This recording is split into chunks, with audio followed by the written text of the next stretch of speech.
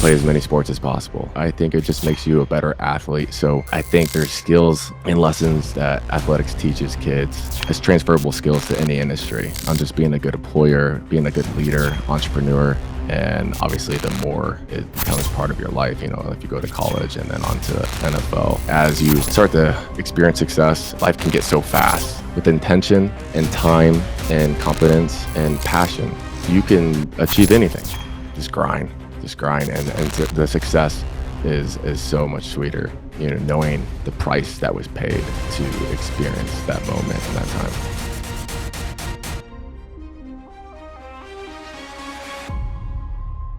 Today I'm sitting with NFL tight end Sean Culkin. Sean was signed to the Los Angeles Chargers as an undrafted free agent in 2017. Sean was later signed by the Baltimore Ravens in 2020 and then later signed to the Kansas City Chiefs in 2021, where he became one of the first NFL players to convert his entire salary to Bitcoin. Prior to the NFL, Sean played for the University of Missouri from 2013 to 2016, and in high school, Sean was the team MVP. He was first team All-State and a first-team All-American. Sean, welcome to the show. Hey, Jay. Thanks for having me, man. Hey, man. As you know, I bring people onto the show that I consider to be docents, and docents are people that inspire, influence, and guide others. They are the most relentless high achievers that most people are looking up to try to emulate. You, my friend, you are a docent. So I brought you on the show because I want to learn about your journey to your success and the people in your lives that were your docents that helped you get there. Yeah, man. I'm excited to share. It'll be a good time. And as you know, first question I ask you is, who are your top 3 rappers of all time? So tell us, who are your top 3 rappers? Top 3 rappers. For me, I'd have to say Eminem. I love the old Kanye for sure. And Jay-Z. All right, cool. And, I had a guest on the other day and he reminded me of the T-Mobile, circle of 5, your top 5, right? So these are the people in your life. So I thought it was really interesting because they say you are the average of the 5 people you surround yourself with the most. So who are the top 5 people that you speak to on a daily or weekly basis these days? Yeah, top 5, to your point, it's definitely, who you have in your circle is definitely a big part of who you are as a person. So I definitely agree with what you're saying.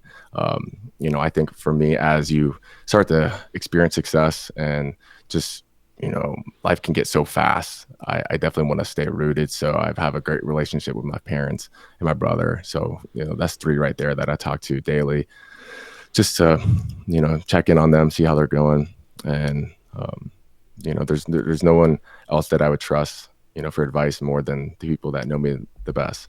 So it's those 3 for sure.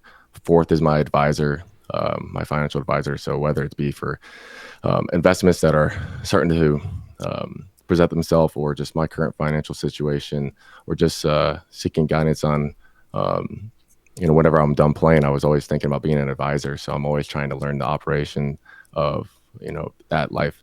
And so that's the 4th that I talk to. And then my 5th, I speak with probably Hunter Henry. Hunter Henry's a really good friend of mine that, we obviously played with the Chargers for 3 years together. We were roommates for an off season. I actually knew him. I met him before in a camp, coming out my senior year of high school. We were at Friday Night Lights. It's this one of the bigger camps in the South, and at the Swamp in Gainesville. And so we kind of met there, started competing, and then he went to Arkansas, I went to Missouri. So there's always been a good rival there, and we had some mutual friends. And then within my first workout with the Chargers, I remember showing up, and he just walked up, put his arm around me. He's like, "What's up, dude? What's up, beast?" And if you guys know Hunter, that's how he just is. He's just a lively guy. So we've definitely developed a good friendship, and obviously it's been cool to see his success and just learning from him too. And, he plays the same position. So it's been really cool to, seek advice on how to be my best as an athlete. And then also, just be a good friend. So that's my 5. All right. So let me, a new thing I'm going to bring into the show is fatherhood. I want to discuss fatherhood a little bit. Can you describe your relationship with your father and how that may have or may not have impacted you both personally and professionally, and maybe just touch on what you think the core values of a good father are based on your experience with your father? Yeah. So I'm fortunate to have a great relationship with my father. So he is someone that he would sacrifice anything to allow me to achieve my dreams. And he always knew the balance of knowing when to push me and, kind of just create an environment for success, but then also allowing me to, decide and make decisions on my own and not feel pressured to, especially when it comes to sports, because there are, fathers that sometimes, um, force athletics almost in a way, especially if they were an athlete themselves. And that's something that I never felt that from him. So I feel I could just, you know, play football, play basketball because it was what I wanted to do, and he was going to support me no matter what. But I mean, to have for the characteristics of a good father, I feel is, lead by example and be stable, be Consistent. stoic, consistent, not, stay cool, don't sound the alarm when, when life, can present obstacles or get rough. It's, just being able to handle anything in life with calmness. That's one thing actually this is actually pretty crazy that when I've said this before, I've never seen my dad get angry. For real? And and I think that's, Wow. yeah, it's super rare. He's never raised his voice ever. And I've also never seen him upset. Like he's just happy. Like he has mastered the concept and notion of just being present in the now, and just what is, so and not to get, too detailed, but, just, going through '08 and that time period. And eventually I think he got let go at one point and was laid off, and he just, you would never be able to tell because he was happy and blessed to have a family that loved him, and he loved us, and we could feel that and see that. And things figured it out. He found a way to figure it out at all times. So yeah, I think that's incredible. Amazing. And you said, Yeah. you told me earlier that your dad was a big guy too, though. He was like a 6'5" guy, and to this day, he's still Yeah. benching like 180 Yeah, pounds. so and yeah. So he's 71 and he's still repping 185. That's awesome. He runs on the beach every single day, swims, just never stops. He was my workout partner. So, That's so cool. like growing up until like my last year or two at high school, like that was like my only workout partner. And then when I would go back on breaks, like even my like 1 year into the league, you get 3-4 months off. I went back to Florida for the whole time, to stayed with them. I was saving money. And we would just get after it, just lifting and eating. That man eats more steak. He eats more than me at this age. It's crazy. So, yeah, it's What did your mom and dad professionally do for their careers? So my dad was selling computer system and software to the military. He used to work for Sun Microsystems before they were bought out, I think, by Oracle, I believe. Okay. And then he kind of just started to be a consultant and just kind of an investor. He was a gold bug, so that's kind of, I'm sure we'll talk about it later. Yeah. One of the bigger reasons why I He's a natural Bitcoiner. Yeah, right. Exactly. I navigated towards Bitcoin because early on I was kind of exposed to that contrarian view of the system and central bank fallacies, and just the idea of what is money exactly. So it took me some time to get there, and I, since I've gone down this orange pilled rabbit hole of Bitcoin, I've been trying to definitely switch him over. So it's easy because there's no better just analogy than it's gold, but better. Dude, the other day, Peter Schiff put a tweet out, and I replaced the word Bitcoin 3 times with the word gold, like to kind of troll on him, because it's like he's basically talking about Bitcoin. He just got the wrong asset class. Yeah, 100%. 100%. Yeah.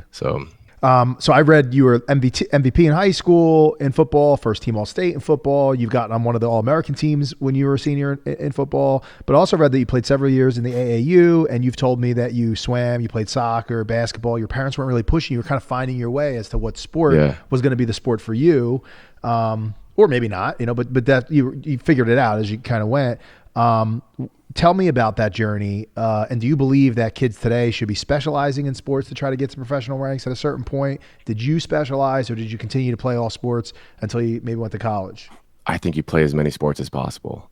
I think the quicker in life you specialize and put all of your energy and capacity into one sport, I just don't see that being sustainable as a kid. It becomes a job too early on. Right. I mean, training, it's crazy that how it's just people are evolving, and you can see that how we're getting bigger, faster, stronger. But I mean, they got trainers. You are. I'm not. They were doing, yeah. but yeah, like they're doing the lifestyle that I had in college, and they're in 8th and 9th grade. It's crazy. So like it's ridiculous. But I mean, I see the benefit, but I think you plays it.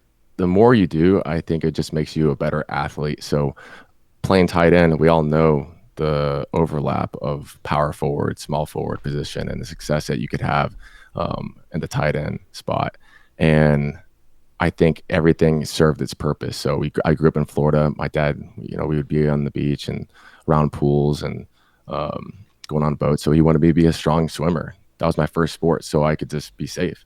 Yeah. And I think that I got super lean, just in great shape, I think. And then soccer, same kind of situation. Played baseball, hand-eye coordination. How long did you play baseball and soccer? Did you stop playing soccer like in high school or much earlier? So 6th grade is when I switched to 3: track, football, basketball. But elementary, I played as many sports as possible. Yeah. Baseball, I think, was maybe age 6 to 12. Soccer was a little bit, that was earlier. Yeah. That was around swimming. And then basketball. So that was actually my main sport. So my town was actually pretty surprised. So you're probably 4 to 12 in soccer now. You probably started around 4. Yeah. 4. Earliest you could, right? Yeah. Mm-hmm. Yeah. So our kids do. Yeah. And then swimming was around then. I was rocking a Speedo. So yeah, the ladies want to see it. Yeah, right. Yeah, no doubt. So, but yeah, basketball was definitely my main sport, though. I was on the Adidas team for Florida. I was on Team Stat, Mari Stoudemire's team, my freshman year. We got second in the nation. So that was really cool, just because I was in almost like a small, big fish, small pond situation with my school. I was the first to ever go D1. Only had probably 60 in my class. So being exposed to the top, the best of the best, was super instrumental in just being a competitor and not being complacent and not being comfortable, because early on I'm like, okay, I am now one of the shortest guys on my team. So I have to now get better and not be a big man unless I'm going to be 6'8", 6'9". I need to start developing other skill sets. So I would start working on my ball handling and shooting, and it definitely pushed me. But those are fun times. Like the whole AAU scene, it's crazy. Like I think, so the month of July is the opening, like it's like the open window where coaches can see you. This is at least when I played. And I remember between that and also playing catch up on the recruiting side for football, because it was going into my senior year where I was like, I might want to play college football instead. Yeah. And I had no offers. So I had junior to go on year, a you're grind. saying, right? The summer going into my senior year. And I went on a grind to where I remember in the month of July being home, I think for 2 nights. I went to every single camp, talk about what my dad doing, whatever he could do to make it happen. We went to Florida, Miami, every single school in Florida, Miami, FAU, UCF, USF. Once you've decided, he was 100% supportive to do whatever. So 100% supportive. We went to Wisconsin, we went to Auburn, we went to Alabama, went to Georgia, we went to Wisconsin, or I said that, and then guess where else we got? It's everywhere. On top of then going to Indiana, Kentucky, Vegas for a 10-day basketball tournament. So I was always definitely having to learn to say no at a young age to my friends. Yep. To sacrifice to achieve my dreams, and that's something that I'm definitely grateful. Kind of like the low time preference, right? Same as Bitcoin. Sacrificing. Yeah, exactly. Like I think the overlap is crazy. Yeah. When I look back on just the life leading up to being a successful athlete, and also how that applies to being an investor for any asset class, but then also the the philosophy of Bitcoin. It's pretty cool to look back and see the overlap. It's really interesting. As a kid, my kids don't realize it now. I didn't know, you didn't know, but like those mini sacrifices, like mom would be yelling in the backyard through the trees and I'm in the back streets behind playing whatever. She's like, Jason, it's football practice, and it's like, oh shit, and I would have to leave all the other kids in the neighborhood that were still out there, boys too, right? They were out there playing. They didn't all play football. And you'd have to run back home and get your uniform on. I hated doing that. I hated those damn uniforms and those girdles and all this crap, And then she'd cart you off to practice. And it was like you did that 3 days a week, Monday, Wednesday, Friday. You have your Sunday game in Pop Warner. And that's a commitment. You're committed to something, and it's about consistency. And other people that were your age weren't doing it. So you're making a sacrifice, and it's for the betterment of your teammates. And, I don't want to go today. Well, you got to go because your teammates are going to be there. You got to do it, So right. That I think is really something that kind of, for kids, right? It really comes into play later, like when they're in college and right out of college, right? Because it's the ability, I think, with sports and being committed to something is being dedicated, being focused, being committed to something. And I think it's the one thing you learn kind of implicitly just by doing it. 100%. And accountability, right? The fact that people are relying on you to do your job. That's one thing I love so much about football. Like basketball, it's a little bit more, if you wanted to take over, especially like as a younger kid in high school, like I could just go do my thing. But football, if one of the 11 messes up, then the operation is going to fail. Yep. So I think there's skills and lessons that athletics teaches kids. And obviously the more it becomes part of your life, if you go to college and then on to NFL, it's transferable skills to any industry on just being a good employer, being a good leader, entrepreneur. I think, I would never force my kids like, hey, I want you to do this sport. You have to do this. But if they agree to it, then they come to me, hey, this is what I want to play. Going. Then you're not quitting. That's right. We're going all in. That's for sure. You're not quitting. You're going all in. I'm driving you and you're putting your little pads on, holding your, shoulder pads and helmet. But it's, definitely grateful for that journey. Sean, what is your superpower? Wow, that's a deep question. I would say when I am passionate about something. Yeah, when I have passion, I am going to completely immerse myself in it. So if I'm wanting to be a good football player, then I'm going to perfect my diet and lift and do everything possible to be at my best. If I want to, have success in a class or a certain topic, I'm going to do all the readings. Like I was the crazy guy that would actually do all of the college readings only when I loved that class. So I would get maybe a D in geology. Exactly. Talking rocks. Okay. And early on, I'm just, not necessarily doing the greatest in school. I'm doing okay, but, B's and, that one D in geology, it got me. But I switched to finance and I get like a 3.9 GPA overall when it comes just to finance because I cared and I loved it and I would read everything I could get my hands on. That's now happening for me in Bitcoin. Yeah. So for me, it's, I'm going to do whatever it takes. Like I remember when I played, I didn't know football. I didn't have a glamorous career. I always, had three different offensive coordinators, three different systems. So I never just stats wise, excelled at such a high level in college, but I knew I belonged in the NFL. But just in case, like I wanted to not look back and have regrets. So I was studying, I did level 1 CFA. I was working, I got a pretty highly competitive internship where I was the equity research analyst and sitting on Bloomberg. So between that, I'm also involved with the endowment money with the business school. And so between just the demands of being a D1 athlete, studying for the CFA, working 30 hours a week in the summers, 15 to 20 during the season. Like I was going 90 plus hours a week. So I was like basically gearing myself for a life on Wall Street because that was like kind of my intentions. And then when I took that pressure off me as well, I started playing so much better because if I didn't go to the NFL, then I had a plan, a passion that was equivalent to football. And it's funny how that works, right? When you just take the pressure off, like you trust the process, you do everything you can to perfect just that journey, that just lifestyle of being great. But then when you can just be okay with whatever outcome comes, that's when I think you thrive. Sean, what's your kryptonite? My kryptonite. I have to learn to relax. Like your best strength is your weakness, right? So there's times when I just need to. I try to meditate. I try to be mindful throughout the day. That helps me slow Mhm. down my world and think clearly.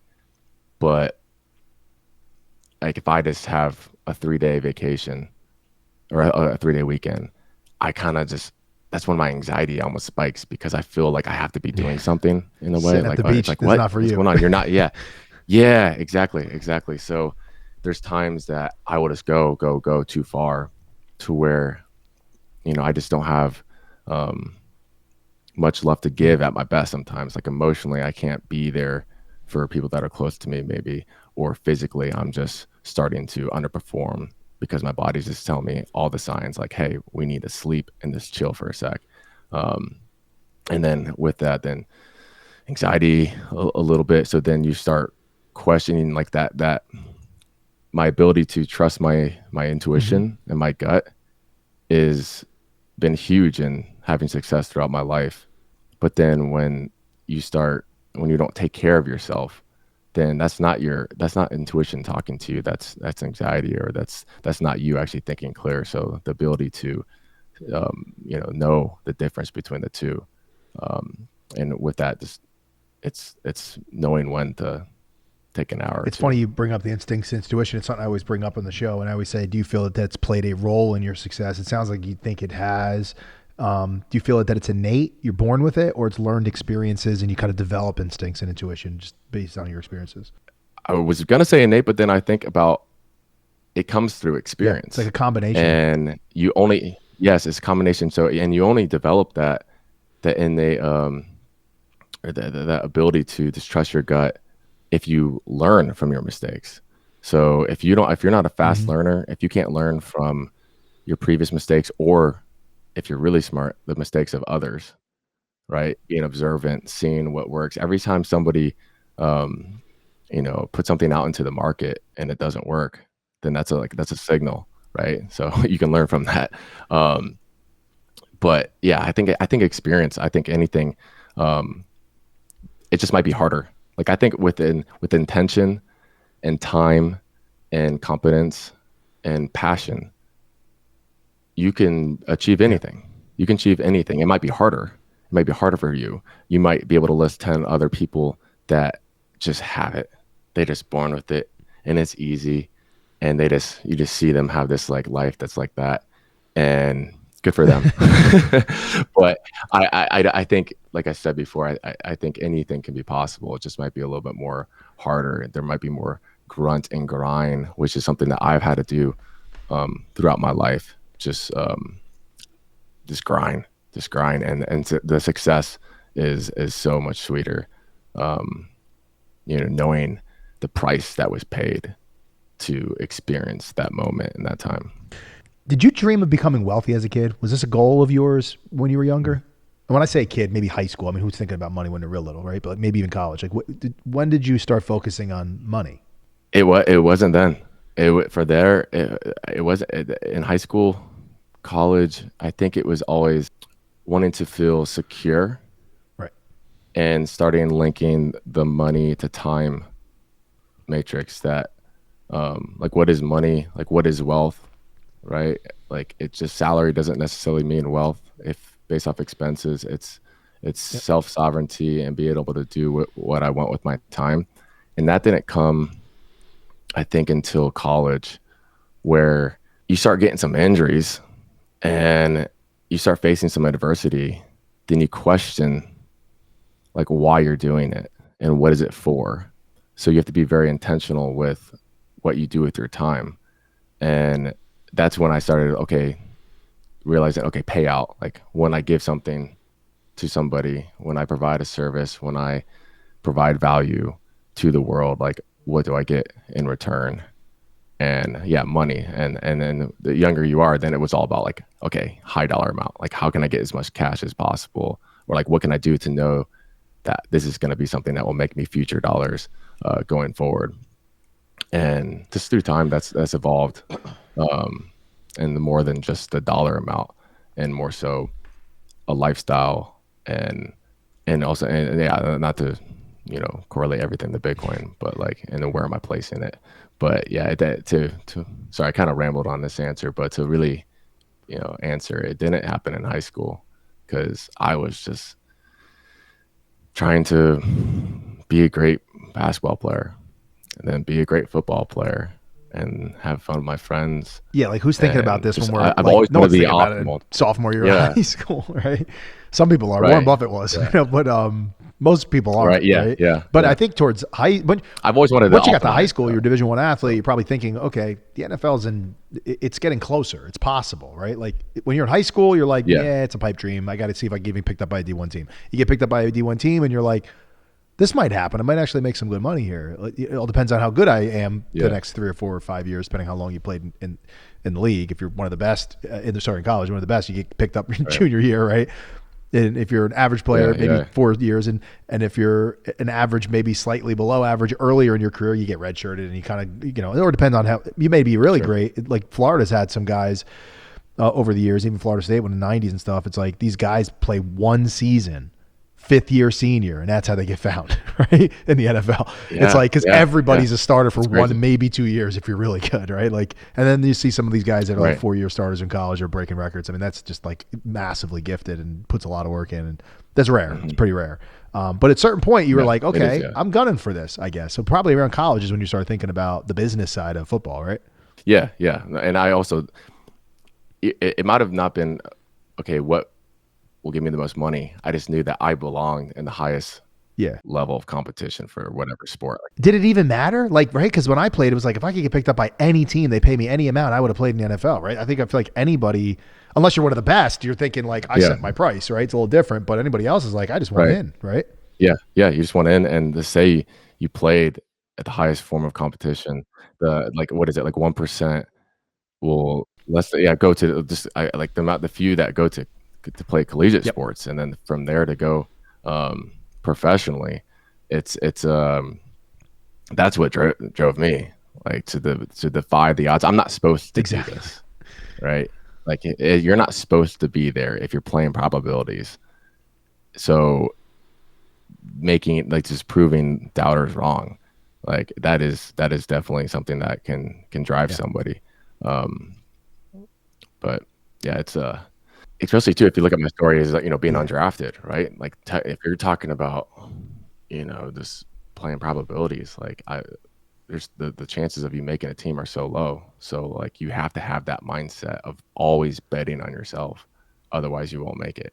Take us to the moment that you found out that you were getting signed by the Chargers, and who was there with you? Were you at home? Because it was undrafted, so it wasn't in the draft. So with your family, was it already known that it was going to happen before it happened? Because I know when you sell a company, everyone's like, what was it like when you sold? And I'm like, you have an investment bank, you're negotiating, you kind of know what's going to happen. It's not like, oh, it just happened, like in a draft, Right. Because sometimes people in a draft, they enter in the draft and they don't get picked up. And so they're waiting. And then later, so describe that process of trying to get picked Yeah. up and maybe not getting picked up in a draft and then getting picked up, and how that all came about. Who was with you? Was your mom with you when you found out? Like, tell us that. Yeah. Yeah. So it was with my family and probably like 5 to 6 close friends. So I kind of knew they were saying fifth to seventh, but I was preparing. I didn't want to just be completely let down if that didn't happen. Like, I knew the nature of the business, I knew the situation at hand, and I wanted to, like, at the end of that day, be like, this is an incredible moment for me. I need to enjoy it, regardless of how I'm entering. I didn't want to be like so let down because I was just so, like, caught up in like, oh, I'm getting drafted for sure, fifth round. So when I started to, get the vibe that, okay, late sixth, early seventh, a team already called and it was wanting, to talk about free agency, not even to like, cause you get the call and you're like, oh, maybe this is it. And then they're like wanting like, hey, we're done with picking our tight ends. We're going, we want you though in free agency because so it was crazy. It was because I was a guy that could have been drafted. Free agency was crazy. It was basically condensing all of high school recruitment in a span of an hour because they have to fill their spots, right? They're trying to create the 90 man. Just to be clear, for those that, because this is not just a sports podcast, the 90 man is a 90 man roster. And then at the end of camp, it goes down to a 55 man roster. Is that right? 53. I think the new CBA, I think they might have changed it to 55 potentially. 53 is what it's always been. So extremely competitive, but you don't want to just take an opportunity because, hey, we want you. And you're like, sure. But you also don't want to think too long. You don't want to take it and then think there's not a good chance, because you have to start evaluating the opportunities as a free agent. Like, I might not make that team because this guy's definitely going to be a starter and that guy's probably going to be the backup. And I don't know if I'll get in there, you know? Yeah. So it's you have to be very analytical. Look at the roster. Look at the system. Where do you want to live? Kind of, but at that point, you're not worried about that. And I know you in my situation, like there might be guys that undrafted that won't get a signing bonus or $500. I was in a spot where I was going to at least get something, and I knew though I'm not making a decision off of a signing bonus that is so small anyway for being undrafted, because that doesn't matter. So some guys will just go where the money's at. You had a pretty small signing base, if I'm looking at it correctly on the Sport Track. Yeah, it was like 12,000. Yeah. Well, why did they give it? What was the point of it? Just to give you a little bit of cash for like moving and stuff? Yeah, well, I had other opportunities too, so they don't know that I'm thinking that I don't care about the signing bonus. It's talking about $12,000. That's it. Like I'm not making a decision off of that, but they don't know that, so they know other teams are coming. So they kind of got in a little bit of a bidding war, a little bit from like 8 to maybe 12. But the reason I went is because I went where I'm valued, and I look at that, like that's been a big part of my success. Like why I went to Missouri, like I shared, I was late to the game, catching up on recruitment. So Missouri was like one of the bigger schools as soon as they announced going to the SEC that reached out to me. And I saw that they like really valued me. They wanted me in their system. I could tell that. And fast forward to having to pick a team in 10 minutes. Okay, what was the one team that flew to Columbia, Missouri for the private workout? I had everybody at Pro Day, but who did a private workout? The Chargers. Every team can fly in 25 prospects in that period of time for a physical, see the coaches, see the facility. You can only do that for 25 guys. What was the only team to fly me in for that type of visit? The Chargers. So when it came down to me having to pick, like now it's in my court, that stuff played a big part of why I selected LA. So I remember going in the room and I was like, okay, guys, I'll be out. I'm going to make a decision, and came out 10 minutes later and said, I'm going to LA. Did you do that? So that's interesting. So you did that on your own. You went in, you thought about it. Did you sit with your agent at all? And you had an agent, I'm guessing, right? And try to help you make those decisions? So he was actually, he was at his house in Pennsylvania. So, but we were just like phone call. So between him, I had my coach there as well that played in NFL. That's why I actually selected my agent, because he repped him when he played during his career.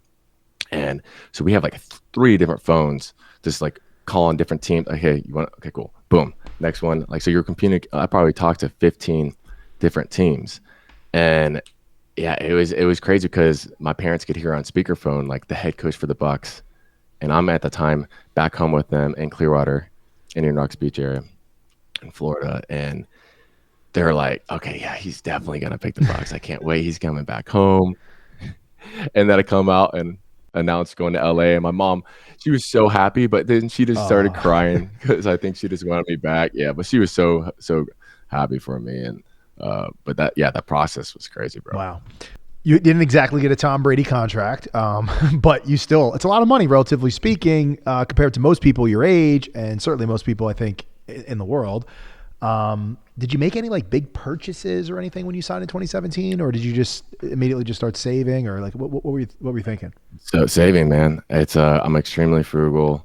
I will spend money. I will spend money on value, but I've always had the mindset of the opportunity cost of where could that money be deployed elsewhere to make money. Like I knew there's very few situations where you're gonna have the wealth, as we talked before, where like protecting my time through salary. I think there's only a few careers where, and they're in sports, is definitely one of them, where you make high dollar contracts, entertainment, you own a business, but like for the most part, salary is so hard to really just save, right? Getting your salary and saving is not the solution. So I wanted to make money while you sleep, right? The simple saying, but really just put it to work. So I just bought a Tesla And before that, I was driving a 2009 Dodge Ram truck that I got from my dad my senior year of high school. I've been driving that since then, and Dude, you got to just kept sell it it because of going. Elon, right? Come on. Actually, why? No, so that whole story was terrible because I'm driving back and forth between Orange County and LA. That's where a lot of my physical therapy was at the time. And, I'm driving like 3-4 hours a day, and I'm spending almost a car payment in gas a month on my truck. And I'm just like, okay, like the productivity, gas prices going up because I had to get a Tesla because I literally don't drive on the highways. It's crazy, that autopilot thing. That was 3 weeks before Elon started doing this whole Twitter saga. I don't know, whatever you want. Like literally 3 weeks. I'm actually contemplating, can I sell this right now? I wanted to get it off my driveway. It's like, come on, Terrible. Elon. There's millions of people that are going to hate you now, or your companies. Yeah, yeah. Did you seek approval or affirmation from your family or friends or anything like that on your journey? It's a good question. Not too much. Like I think I wanted, like I'm proud of my journey. I'm proud of for what I've done, and I know what's truth. Like I know um what I've done, right? And the success I've had and what it took it to get there. Short term, gratification from somebody, whether it be success, like they're just, um, how am I trying to explain this to somebody? It's just fake. I feel like sometimes, like I think people that are just, obsessed with athletes because they're big time, you have to question the sincerity of it. And it doesn't mean anything to me. And if I feel good because, oh, there's perks to having success and getting a lifestyle being in the NFL, Mm-hmm. it's just so short term. When it comes to my family and the close ones in me that express it, yeah, for sure. It feels good to, hear that they're proud of me and they see the work that was needed to be, in the NFL and have success. And just beyond that, obviously, I like the fact that people can recognize it, and I like to inspire people too. Like, right, I like to share my story so then people can see what's needed and how can they apply that to their lives. Like that makes me fulfilled. But for the most part, man, like it's a thing between me and myself. When you're on this journey to get to where you're at, particularly when you're in college in those last few years, you got to put a lot of work in, right? And you got to be massively dedicated. But not everybody on a Yeah. team is like that. So, and correct me if I'm wrong there. Like you are a Division I athlete, but they're not all putting it all in. Like, right? Is that right? Okay. And so, can you describe the dedication that you and some of your teammates, because I'm guessing it was more than one guy, right? So you and the teammates had on kind of your obsession to practice and work out, and like, did you wake up early? Did you work out after the team or just with the team? Like, describe kind of that process on your journey towards becoming an NFL player in your college years. So it started in high school. I would kind of wake up early and Mm-hmm. go shoot, in the gym an hour or two before school. That happened my senior year a few times, but I was not like I am a morning person. I wake up at 6 a.m. pretty much every day because of what was required of me during college. So, you start your morning. I think of my last off season with the new coach. It was a tough one. Like I'd be waking up at 4:45, 5 to get there. It's like 8 degrees. You start off and you do mat drills. You're getting there at 5:30, and that's just a grind. And it's fun though. Like to what Yeah. you're saying, like when you do it with teammates, like that's when you build the success. Like the guys that don't win in the end in the fourth quarter, it's because they don't have that foundation, that Mm-hmm. bond, the camaraderie developed in locker room too as well. Like there's when you go through hell together, um, you build trust, you're building accountability. So it's fun. You're pushing each other. If you're not, reaching your best, you're getting called out. You're calling out people. Um, you're being a leader, and that was cool. Like I was voted team captain my senior year, and that was definitely something that I took pride in, and trying to maintain the status quo, like and exceed it.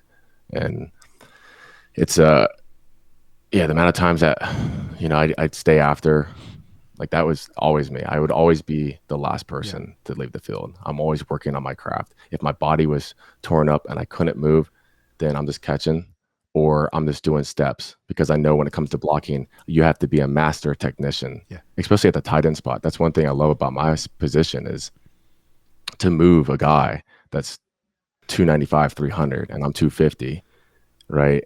Like you have to perfect your craft. You have to apply physics, center of mass, and you have to have your technique down to where you don't have to think about it. Because if you can't be perfect when you're going half speed on the field by yourself, and then you take it to full speed, then you take it to practice, then you add the element that changes when you're performing in front of somebody.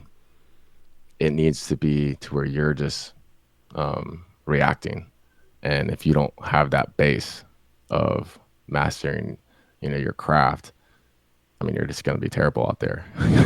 So I've always just really tried to be a master technician. Yeah. To your point, it's a grind. It's a grind, and there's a two-part question too, because the second part of the question I always go after, and I'll jump into it now. Is you're going to be completely dedicated, completely obsessed.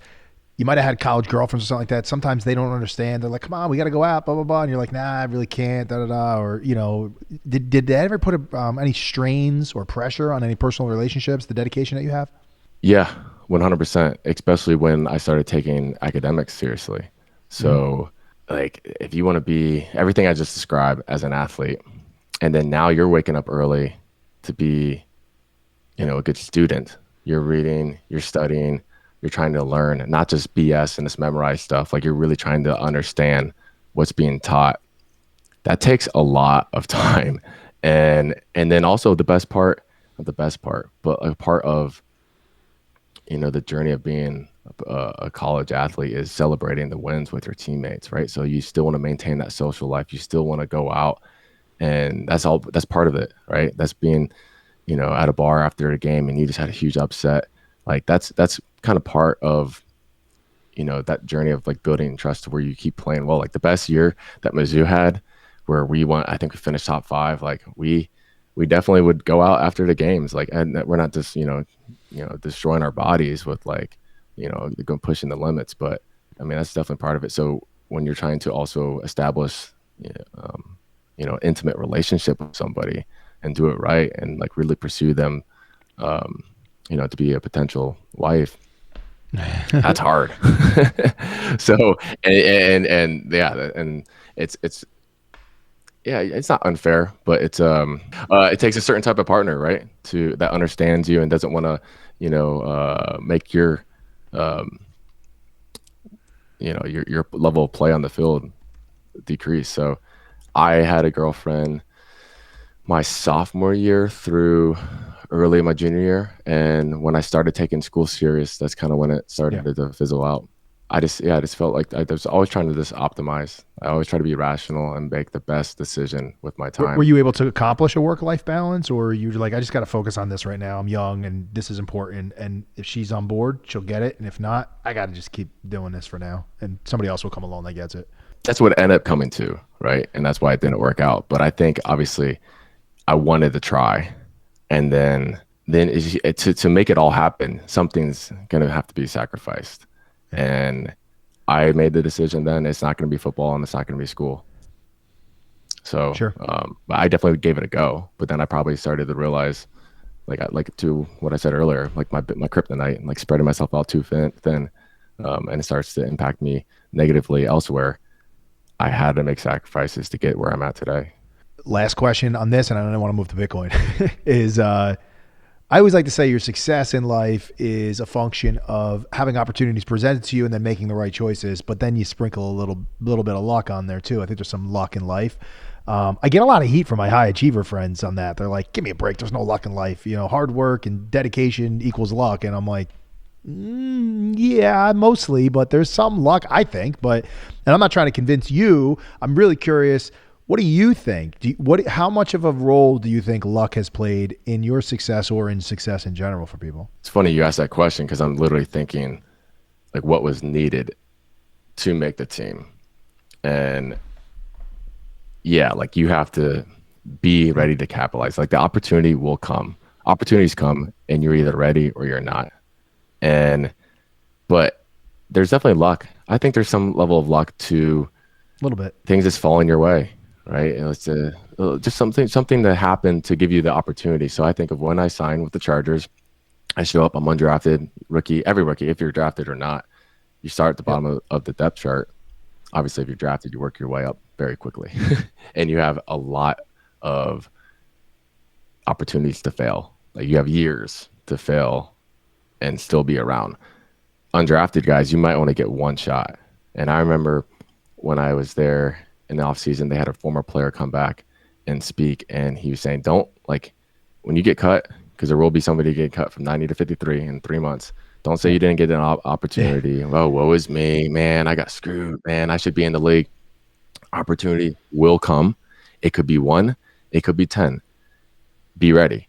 And that first OTAs, the organized team activities, the off season, it was I didn't have many opportunities. I would get limited reps. You're talking maybe 10 reps of practice. Some guys get Wow. like 3. You're getting so small. So fast forward to camp, I'm starting to play really well, still having not many opportunities. And unfortunately, for them, I remember like it happened fast. We had a scrimmage with the Rams and somebody tore his meniscus, then somebody tore his uh, hamstring, and then somebody, it was the fullback, my buddy Derek, who just had a bad neck and he had to sit out for a month. So and it happened within 2 or 3 days. And I just fast tracked to where I was the starting fullback for camp. I was now, I think at the time, like third or fourth string tight end, but first string is Antonio Gates.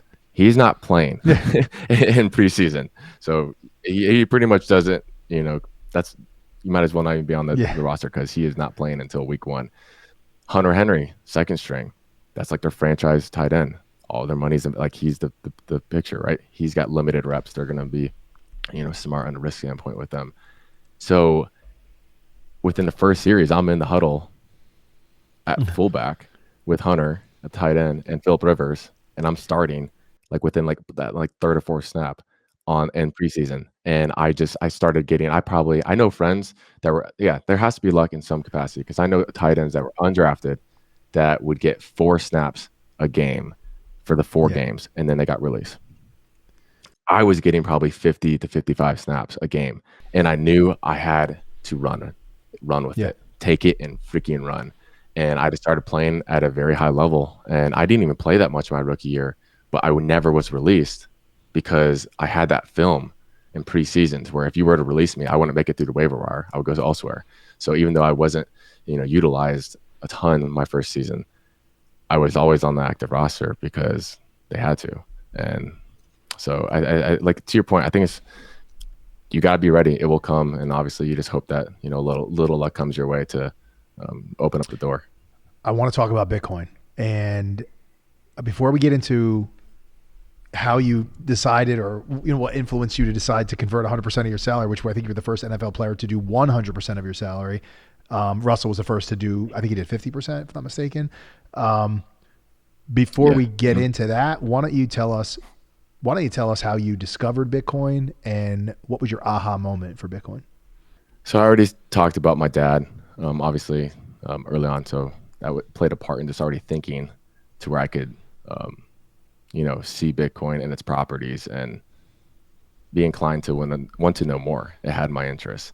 So when I was the equity research analyst at Shelter Insurance, I remember sitting on Bloomberg and there was an article talking about Bitcoin and blockchain and Satoshi Nakamoto being, the anonymous part. I quickly appreciated and kind of linked to like George Washington, almost like stepping down for the greater good, and to make it truly at its best, like that was needed. And I just thought it was, it was a black box, right, of information. But that happened like a week before camp, and it was at Oh my God. $750 then. And I didn't think about it again for years. For years, I didn't think about it because it just happened then, and it wasn't that big to where if you weren't actively on the web looking, like if you're just an athlete trying to do everything I just described, right, maintain a relationship and fail school and be in a sport, like I'm not really spending much time on Bitcoin in college. And then Yep. I played with Russell for 3 years in LA. So Mm. like I'd be lying if that wasn't a big part. Like the conversations and dialogue we had in the training room, hot tub, cold tub. Like I appreciated his contrarian view on the world. And that was definitely a part. And Who orange pilled Russell? I don't know. Yeah. That's a good question. I'll find out. Yeah. But Yeah. as soon as you get skin in the game, then it's over because before, it doesn't matter like unless you have risk capital Yep. that you've I agree. sacrificed to achieve, you're not going to be tied into anything. And as soon as I bought it, then I'm tracking it. Like, it's the whole like paper stocks, like learning to trade stocks Yeah. with like fake money. Like that's BS because you wake up in 6 months and realize you haven't looked at it once. If you don't have money in an asset and you're like paper trading, at least said, you don't know if you really have the conviction until that asset retraces, and then you'll know because you'll feel it. When it's paper, you're not gonna be like, what's the difference, But when you have real skin in the game, it forces you to have more conviction. It forces you. I think you end up learning more. You dive in deeper, particularly with Bitcoin, but especially with a company too, right? If you're buying stocks, you're gonna want to know your money's in this thing. You want to really know everything you can about it. You start signing up to newsletters, everything, right? Right. And that's to the people that spread FUD and are negative and bearish on Bitcoin. They probably don't have any invested, and they also probably only spent tops an hour, or just reading headlines and forming opinions based off headlines. And what makes you, like to your point, like what makes you put the hours needed to understand Bitcoin? You have to have skin in the game.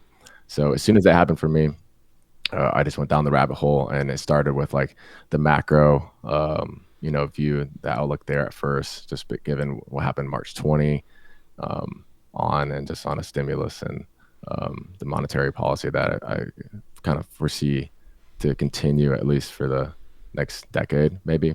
And just how can I position myself? How can I be more optimal? And then it started going down more to the virtuous, like the morality of Bitcoin and sound money principles and the egalitarian nature, that it's not just a domestic play. Like this is global. And, if you look at history, obviously inflation is real. Inflation occurs in the US, but it's more so, 50 years, look what just happened. Look at your purchase power just underperforming to these assets. But there's countries out there that month over month having, 10, 15, 20% inflation numbers. Like this is something that like the more cash you have relative to your overall wealth, the more you need Bitcoin, as long as you're investing money that you can, sit through cycles, and it's a long-term, like true long-term play. And we talked about that on our call, right? Whoever's phased by these price movements and the price action is lying to themselves if they said initially like, oh yeah, this is long-term play for me. Because why are you talking about price then? If it is truly, then doesn't matter. No one, exactly. So yeah, price for me, the only impact it has is how much can I get for the least amount of fiat. I love dips. Like that's it'd be sweet. I obviously want to get. Yeah, I love dips. So yeah, there's just so many different buckets, I feel like, in the rabbit hole, and you never know enough. So that's something that I do really enjoy, and just explaining Bitcoin simply too, like these complex ideas, digesting them and being able to explain them in a simple manner to my friends, because like I had an understanding of economics and finance, and that's what I wanted to do. And like it was pretty like the curve was high, like to understand Bitcoin. I couldn't imagine having no interest and no understanding of how the system works and being said, hey, why don't you put money in Bitcoin? Like it's just that's not fair to expect. So Bitcoiners hate heroes. It's not necessary. Bitcoin doesn't need heroes. We don't like heroes. We end up killing our heroes, right, so to speak. Not really.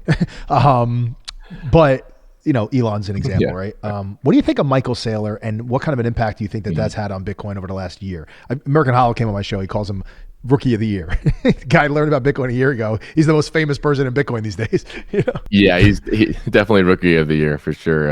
I mean, Saylor had a huge impact on me and just understanding Bitcoin, because I remember I was in a training room. I think I just had an injury, had a little bit more time on my hands, and somebody sent me the podcast with him, and just his ability to just put everything down to first level principles and introduce the law of thermodynamics and physics. And physics was my favorite class in high school. I haven't thought about it since then.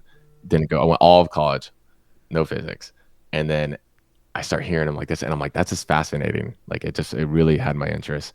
And yeah, I definitely think he has a very unique ability to just make like Yeah, me too. I probably listened to all of his material because his ability to just make everything tie in, and the need uh, for athletes, for entrepreneurs, for small businesses, for people. It doesn't matter. Bitcoin is Yep. hope. It's a simple statement, but so much is, so much makes up that small 3-word sentence. Yeah, and the challenge with Michael is that it's all good while it's all good, right? Is what I'm trying to say, right? Like he's definitely orange pilling millions of people, I think, if not hundreds of thousands. I don't know, but I Yeah, watch all his yeah, content. He distills very complex stuff very simply. Good talking points, sticks to talking points, doesn't get pulled off talking points when he's on interviews. He's really good. Not surprisingly, the guy's a genius, right? He's really smart. The challenge is, what if he capitulates and sells Bitcoin at some point? I don't think he would, but if he ever did, this is the problem with having heroes, right? Because then the people that don't have the conviction, they only got in it because they listened to him and they didn't do their own research and they don't have their own conviction. They have they're just piggybacking and riding his coattails. They'll just sell immediately, right? That is a challenge. Long term, it doesn't matter for Bitcoin, but it will hurt some people, I think, that are just following his. yeah. And you see that happen with Elon, right? Probably came in because of him and then it immediately sold because of his comment. Right, right. And short term, like I think when if you're reliant on a charismatic leader, Yeah. that's not going to be sustainable, right? It's the fundamentals, the properties, and nature of Bitcoin that will make it the long term winner. I know I always wonder that, like, man, when it was really starting to go down, and even now, it's not just because like he would, but like, what if he has to? What if he's forced to? Like, he has a business, so it's different. I'm sure he wouldn't personally, but there's probably so many people involved. He could definitely get forced to, I think, if the price got low enough based off of when it got low enough on the expiration of those loans. I would imagine there could be some kind of an issue there. I don't know. I've never done the research on it at all, but I would imagine there's probably a scenario in which he gets forced out. Possibly. I don't know what that is, but maybe not. But sounds like it's a possibility, right? And that would not necessarily, he'd probably be on TV telling people, I have to do this. I don't want to do this. I can't imagine he would ever completely capitulate on his belief system. From what I've heard him say, it seems like he's always prepared for, it's like a couple year thing. He's not worried about the price. I think he gets like these loans that he's buying it with are like 5-year terms or 7-year terms or something. Right. It's not like it's like a 1 year, 2 year term. He got nothing to worry about. And Bitcoin's never lost money in 4 or 5 years. So right, exactly. So I think it's I always wonder. I think I would ask him if I could sit with him. I would be like, did you think that Bitcoin's price would go up to 60,000+ in that quick of time after you put it on your balance sheet? Like, or is that something that just I would wonder the emotion.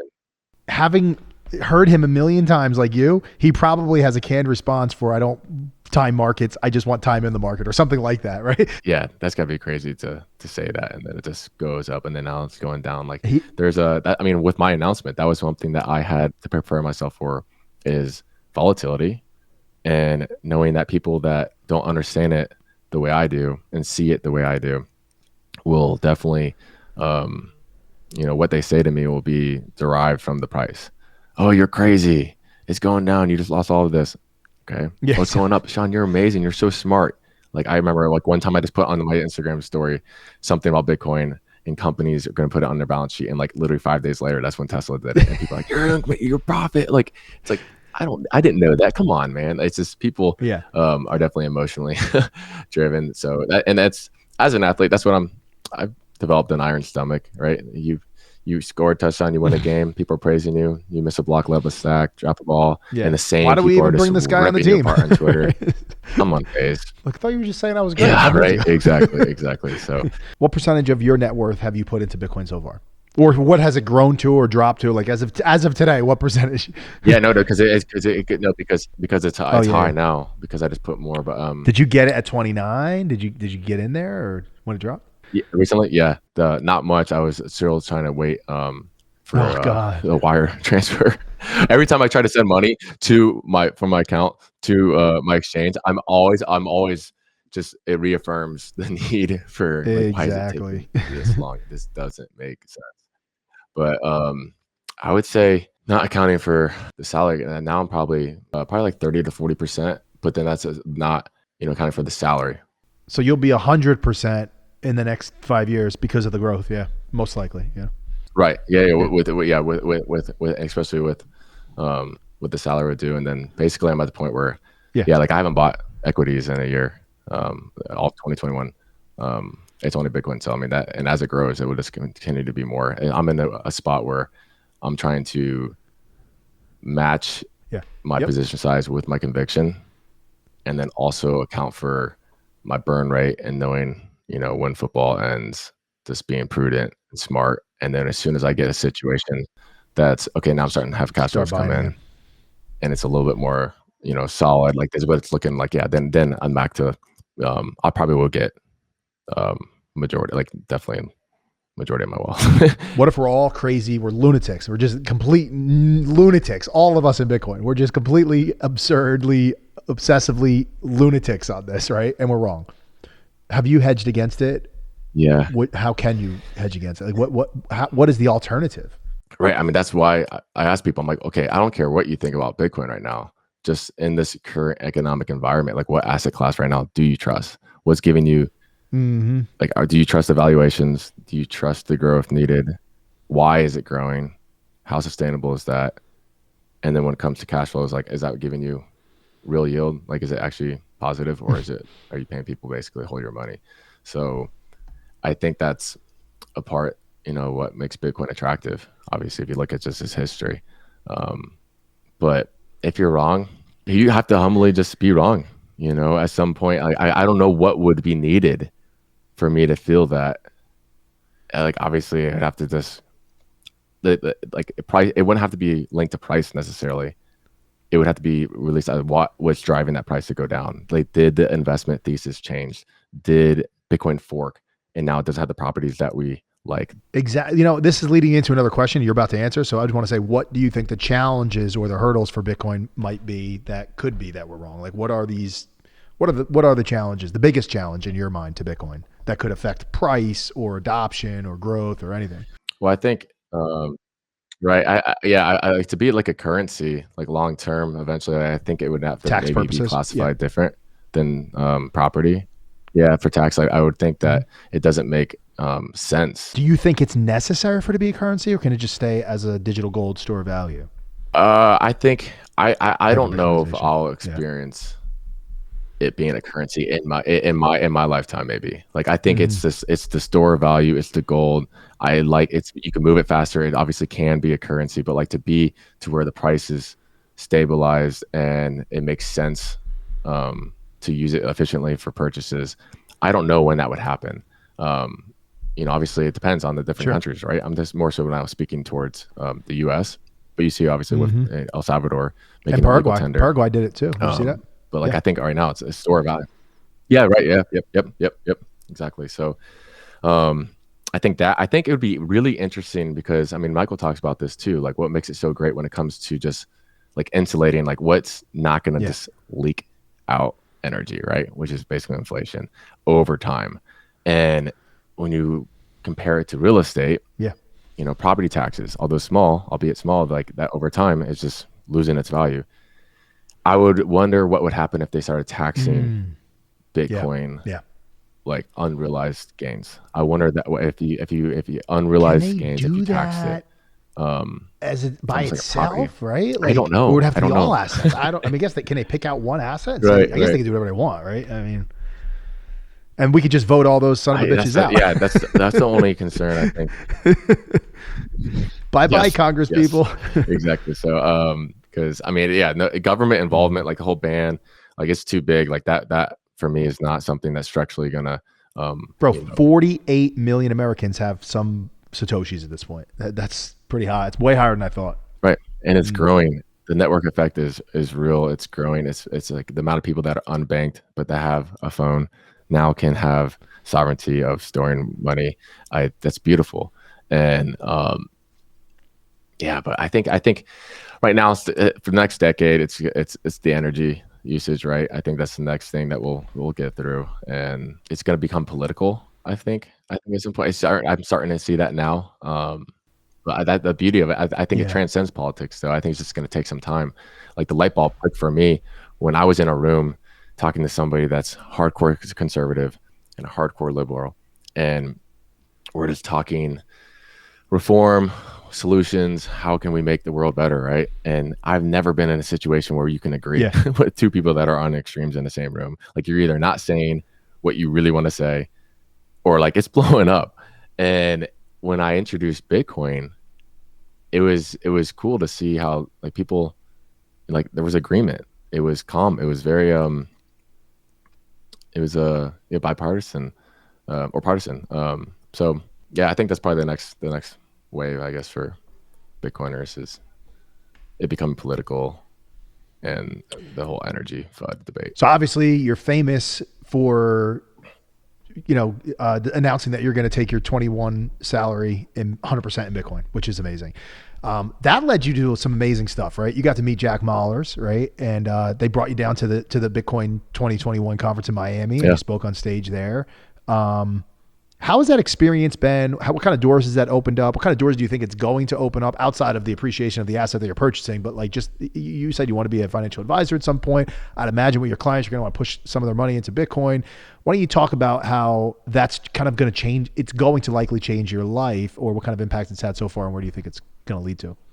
Yeah. Yeah. So to your point too on the being a financial advisor, it's I think there's opportunity, because okay, I can still, for the reasons why I wanted to be an advisor, to help people, to help especially athletes. Like, I know the money situations that I find my teammates and other colleagues in, where they're just holding cash, or they're getting taken advantage of by rent seekers and this advisors that do not have their best interests at heart. So I apply that to, okay, how do we start to incorporate Bitcoin as a legitimate place for a person's portfolio.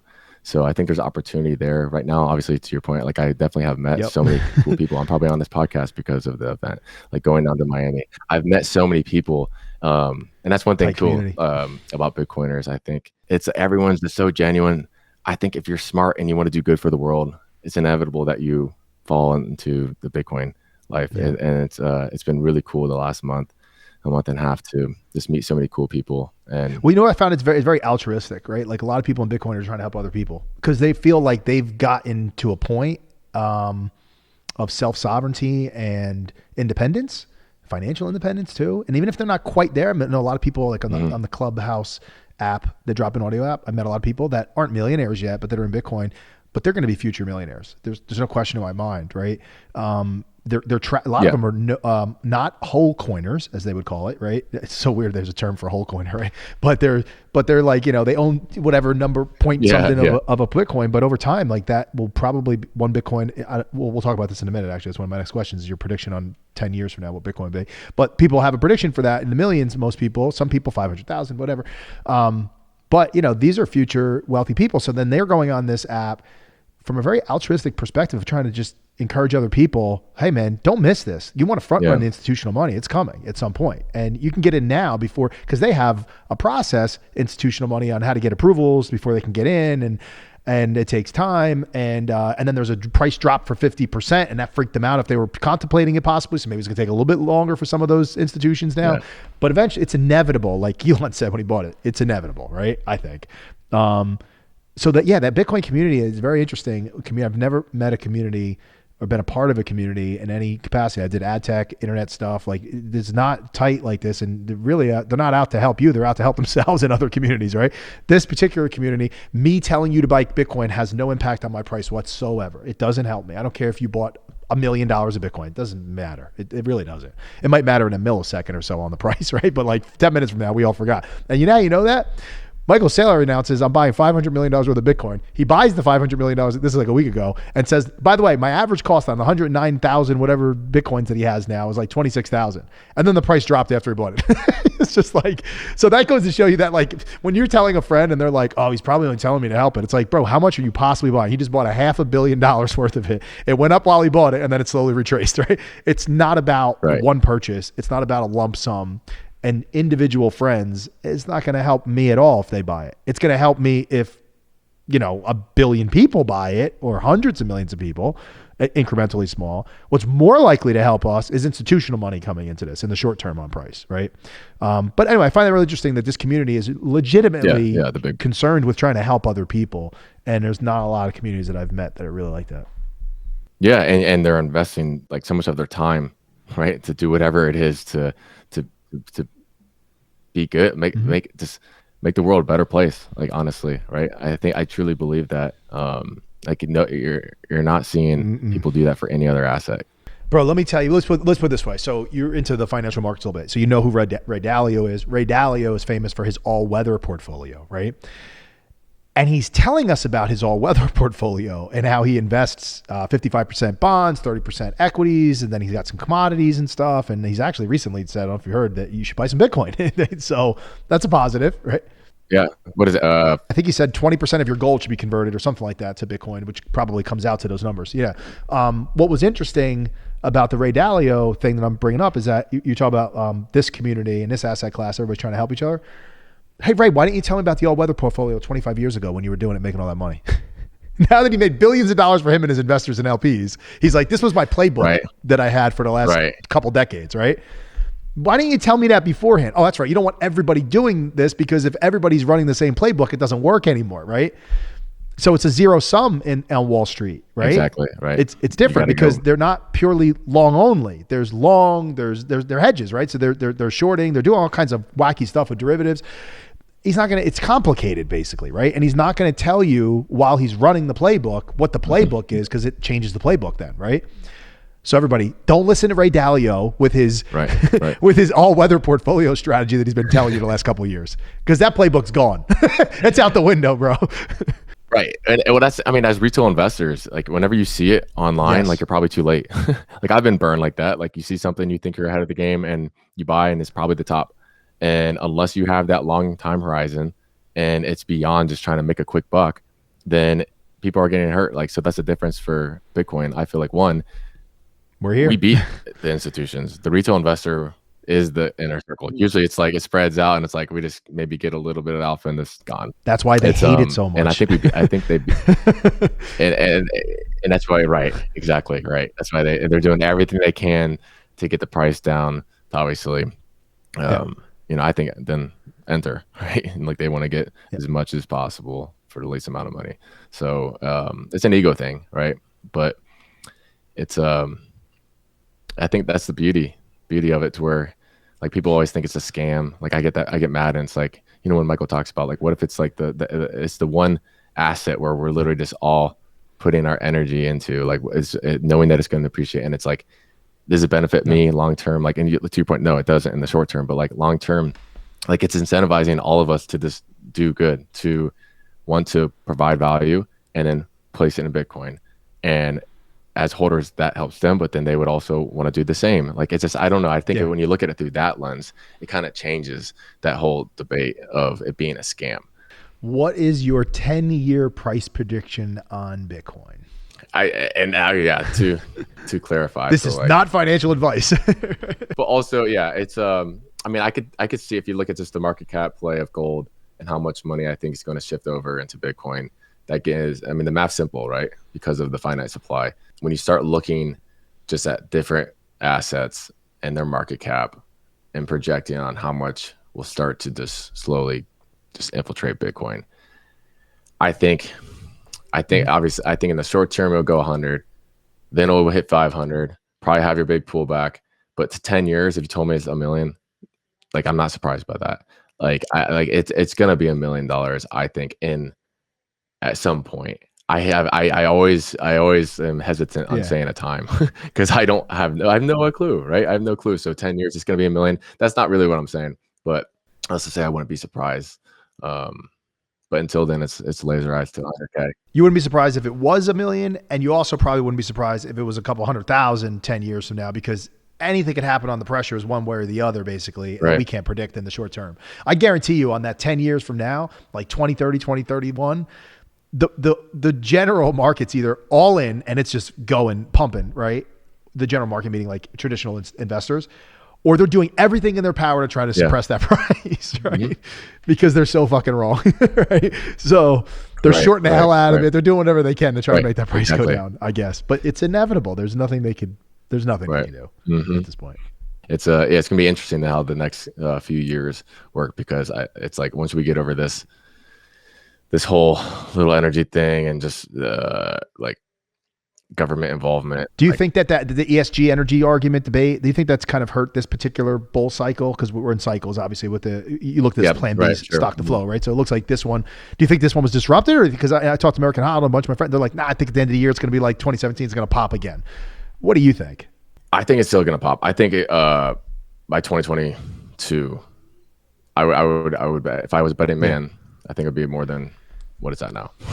Will it like just roll? Would it be 100K?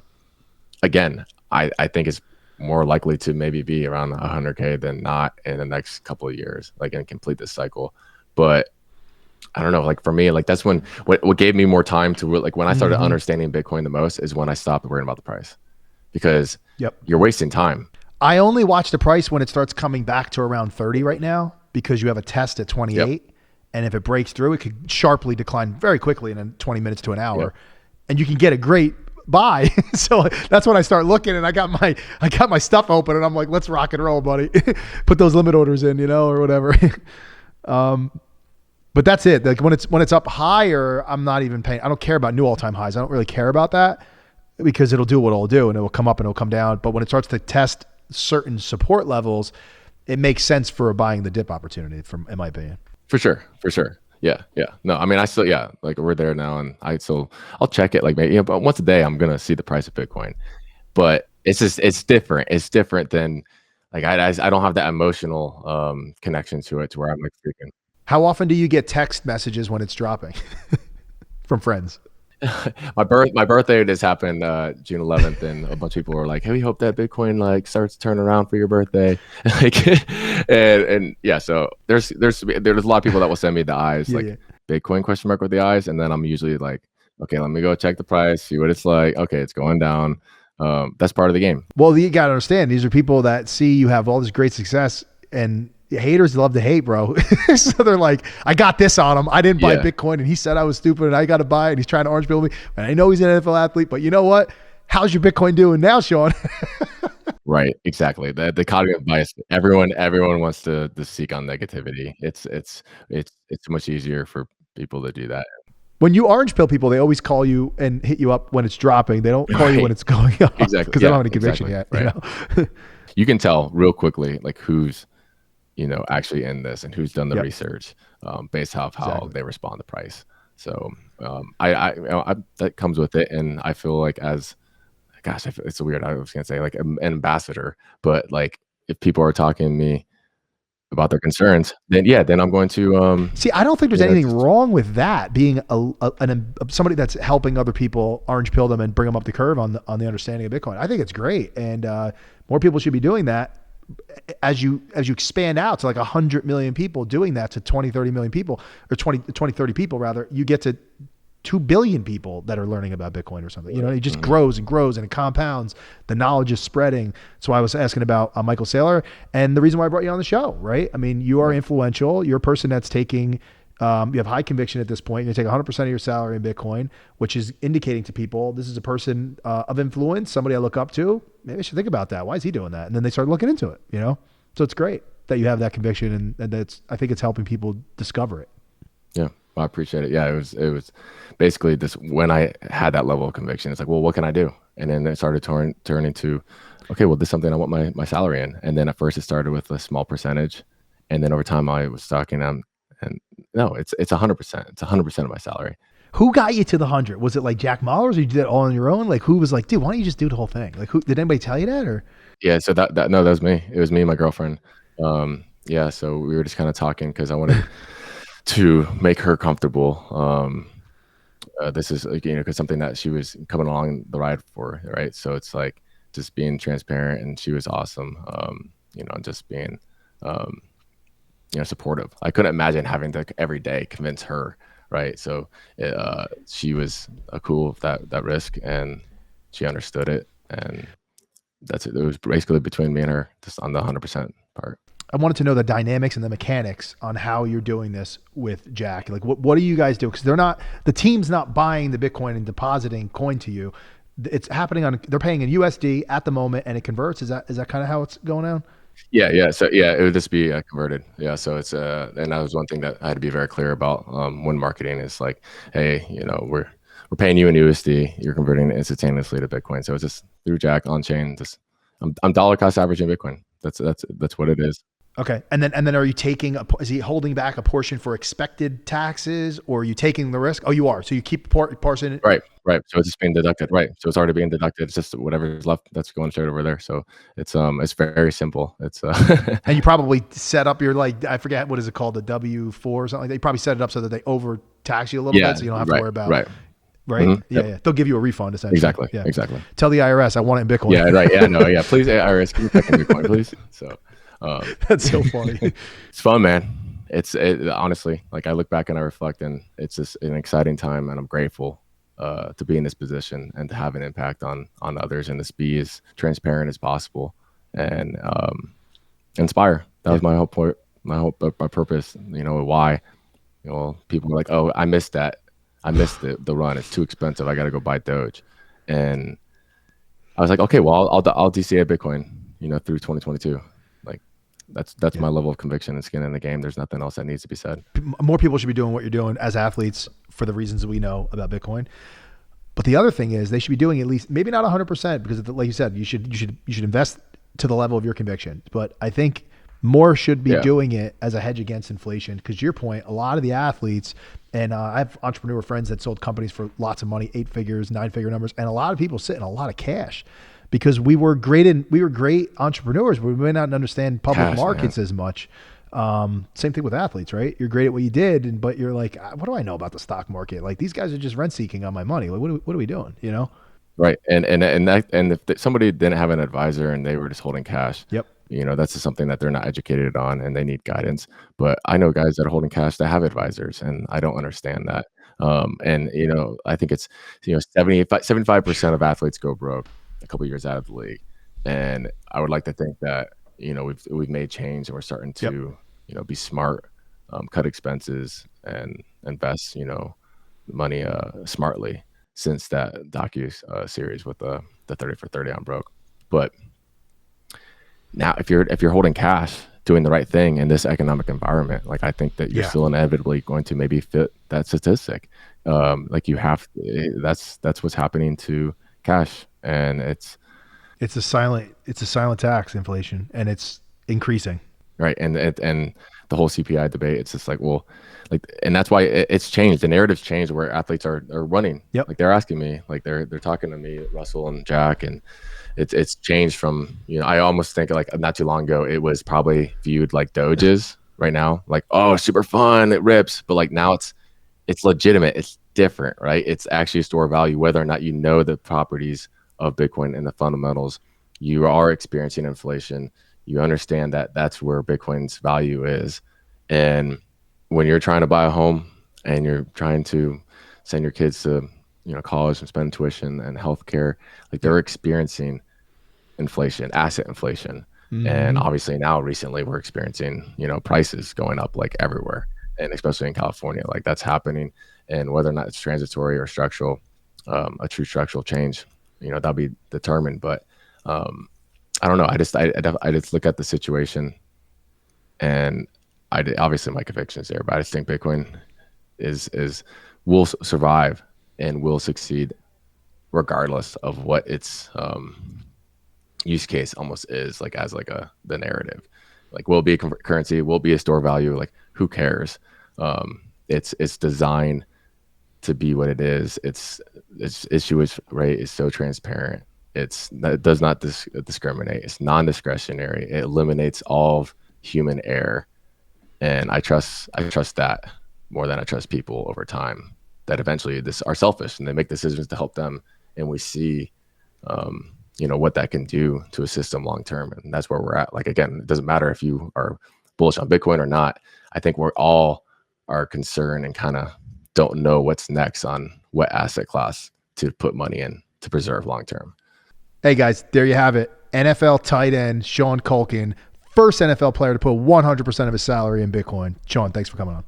Take care. Thanks.